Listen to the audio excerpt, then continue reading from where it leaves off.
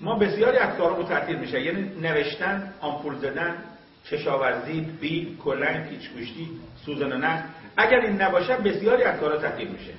एक अगर ये उंगली ना हो तो इस पे टीका लगाना, हल चलाना, पेच कस को ये करना, बहुत सारी चीजें वो जो हम नहीं कर सकते। ये अगर با این انگوش ما انگوش نگاری میکنیم تو اداره ها. इस उंगली के साथ हम अंगूठा लगाते हैं अपने इदारों में। این انگوش از همه قوی‌تر و بلندتره. ये जो है उंगली बहुत बड़ी भी है और तकड़ी भी है। این انگوش انگشتر بهش قشنگه. इसमें अंगूठी अच्छी लगती है। اگر انگشتر به این کنی یا به این قشنگ نیست. अगर इसमें पहने तो अच्छी लगती है। اما در مقابل دشمن مشترک انگشت‌ها جمع میشن تا بخورن تو سینه دشمن. दुश्मन के मुकाबले में ये 5 इकट्ठी हो जाए और दुश्मन को मारा जाए। ما جعفری هستیم، شافعی، حنبلی، حنفی، مالکی، اما در مقابل دشمن مشترک باید جمع بشیم. मैं हमारे हम जाफरी हैं, मालिकी, हम्बली, शाफी, हनफी, हम सब जमा हो जाएं दुश्मन के लिए, इकट्ठे हो जाए उनको. بنابراین شیعه بودن رو باید حفظ کنیم. इसी वजह से शिया हमें अपने शिया होना जो है उसको हम महफूज रखें. اما مسلمان‌ها باید متحد باشن. मुसलमान आपस में मुत्तहद हैं. این چند جمله برای این. سوال من اینه که در جلسه این افطاری خانمانه بودن، باقی جلسه خانمان نیستن؟ خانم ها اینجا فقط جلسه مخصوص میان، شب های احیا میان و مراسم میان، شب نمیان.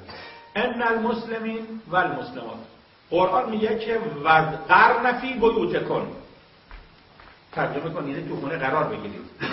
कह रहे हैं कि अपने घरों में रहना औरतों का जो है.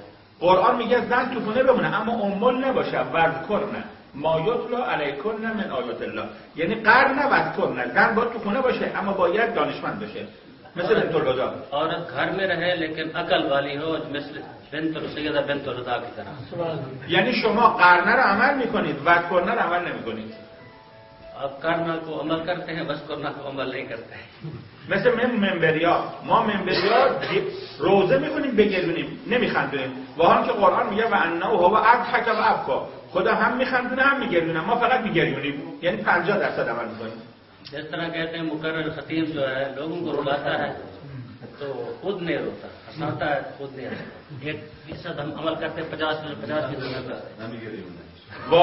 واعظ هم باید بگردونه هم باید بخندونه. खतीब को चाहिए रुलाए भी सही, हंसाए भी सही. ما 50% عمل میکنیم. 50% عمل करते हैं. نیاز زن به دین بیش از مرده. औरत को दीन की मर्द से ज्यादा जरूरत है. اگر نیاز زن به دین بیشتر نبود نمیگفتن نماز رو از 9 ساله شروع کنه. अगर ज्यादा जरूरत न हो तो औरत के लिए 9 साल के बाद नमाज वाजिब ना होती. این که میگن دختر زودتر نماز بخونه معناش اینه که نیاز زن به دین بیشتر از پسره. जिस तरह कहते हैं कि लड़की जल्दी नमाज पढ़े 9 साल की हो तो लिहाजा दीन में औरत को बहुत सारी चीजें जल्दी लोगों से मर्दों से आगे होना चाहिए. اون مقداری که تا حالا خانمان اینجا نبودن توبه کنید. कहते हैं कि आपने जिस तरह अभी इफ्तारी की है, जिस तरह आप खाना खाते हैं औरतों को भी इफ्तारी की दावत किया करें, तो नहीं की तो तौबा करें, क्यों नहीं दावत किया औरतों को. محور دین ما مکه است، زن و مرد با هم. दीन में औरत और मर्द एक है. ابراهیم و هاجر از هم جدا نشدن. हज़रत इब्राहिम और हज़रत हाजरा आपस में इकट्ठे रहे, जुदा नहीं हुए. زینب کبرا از امام حسین جدا نشد. सैयदा ज़ैनब इमाम हुसैन अलैहि सलाम से जुदा नहीं हुए. حضرت موسی همیشه با یکی از این زنا بود، یا زن دختر شعیب یا زن فرعون یا خواهرش یا مادرش. हज़रत मूसा किसी एक औरत के साथ है, या फिरौन की औरत के साथ, या हज़रत शुआइब की बेटी के साथ, या اگر دین خوبه چرا شما بشنوی خانمت نشنوه؟ अगर दीन अच्छी चीज है, आप मेरी बातें सुन रहे हैं, औरतें क्यों नहीं आई कि वो सुने मेरी बातें. ایامی که حضرت زهرا نمیرسید برکات سخنرانی علی امیرالمومنین، امام حسن میرفت منبر امیرالمومنین گوش میداد، منبر برای حضرت زهرا نقل میکرد. जहाँ जनाब सैयदा नहीं जा सकती थी, इमाम हसन आते थे, वहाँ से सुन के आके माँ को सुनाते थे. زن و مردم باید مثل هم بشینن، نه که 2/3 مال مردا 1/3 مال زنا. ارث پدر اونی که مرد 2 برابر ببره. यानी कि इमाम बाड़े या ये चीजें जो होती हैं बराबर के हुकूक होने चाहिए बैठने के, यानी कि छोटी सी जगह औरतों के लिए और बड़ी सी जगह मर्दों के लिए, और किसी के बाप की मिल्कियत नहीं है, सब इकट्ठे होना चाहिए. پس این یک اشکال شما که خانم‌ها رو کنار بذارید. एक इतना यह है कि आज आपने दावत नहीं की. این مسئله مهمه. ये बहुत मुहिम मसला है. یک شوخی بکنم خنده. एक मजाक करना चाहता हूँ हंसने वाला। کسی میگفت من دختر بزرگ شد. किसी ने कहा कि मेरी बेटी बड़ी हो गई। دعا میکردم خدا یه دوماد خرپور قسمتم کن. दुआ करता था कि एक दामाद दे जिसके पास एक पूरा गधा पैसे हो। میگفت خدا دوماد قسمتم کرد. दामाद भी अल्लाह ताला ने हमें दे दिया उस बंदे को। خر هم بالکل نداره. पैसे उतरे नहीं। میگفت 50% مستجاب شد. उसने कहा कि 50% दुआ कबूल हुई, 50% नहीं हुई, पैसा नहीं। گفتم داماد خرپور، داماد قسم کرده خر هم بالکل نداره. حالا ما هم روزه میخونیم. اردو نمیشه ترجمه کرد. به کسی گفتم شنا بردی؟ किसी से कहा कि आप तैरना जानते हैं? گفت من 50% شنا بردم. हाँ 50% जानता हूँ।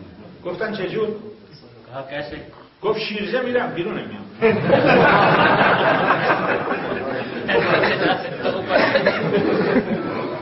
شما هم 50% مسلمانید چون مردم میان زنان نمیان. आप भी 50% मुसलमान हैं और तुमको दावत नहीं की, आप खुद आए हैं। از فردا شب خانما بیان.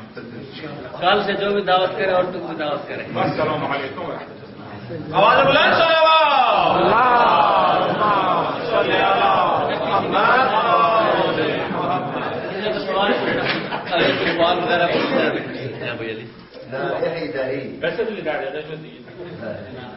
मुझे सवाल पूछना है, पूछ सकते हैं।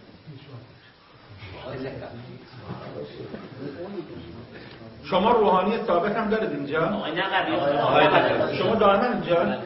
خب چند تا اینا همه پاکستانی هستند؟ اینا همه پاکستانی هستند. وقتی اینا هر شب میان مسجد؟ یا خیلی ها میان. یعنی هر شب شما 10 تا جوون دارید؟ بله. یکی از اون 10 تایی که هر شب میاد میتونی بلندش کنی؟ یکی. کی؟ شما؟ اینا.